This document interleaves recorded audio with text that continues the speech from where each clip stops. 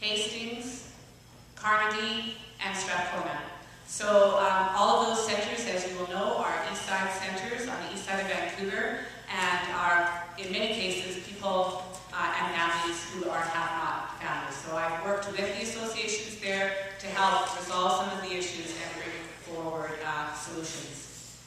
In terms of my own activism right now, I'm the president of the Hastings Park Conservancy, and I'm also a member of the Open Space Advisory Group at Hastings Park.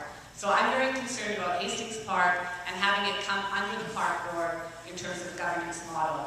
Hastings is the second largest park in Vancouver, and it is not under the park board. So that's the number one issue for me, and that ties very much into the question of access.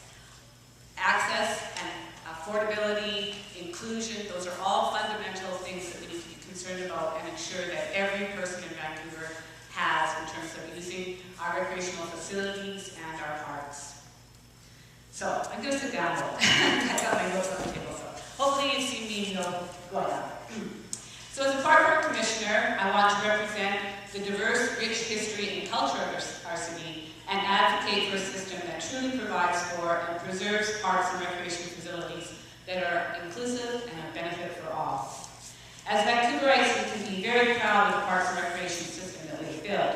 However, more and more our system is called on to meet expanding needs. Vancouver is a vibrant, multicultural city, and the demands on our park and recreation city, parks, include many things like the performing arts, cultural gatherings, community gardens, memorial sites, playgrounds and playfields, on-leash and off-leash parks, extreme parks facilities, sports facilities, walking trails, and urban wilderness. We demand that our parks address these things, and our city and our system needs to meet those needs.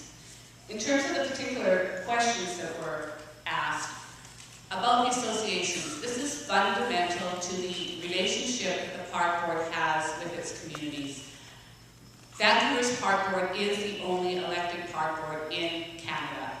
In addition, we are built by our neighborhoods and our communities, and together, that cooperation, those joint operating agreements, are the cornerstones of how our system has worked. It is the history of how our park board system has come about, whether it was initially community halls in different neighborhoods. Those are the people that built our system, and we need to retain them.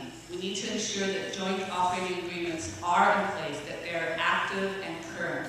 We need to ensure that community center associations know what to expect from the park board. As a commissioner, I will help that happen. I understand how they're supposed to work. I understand the importance of those relationships in each of the various different communities that we have.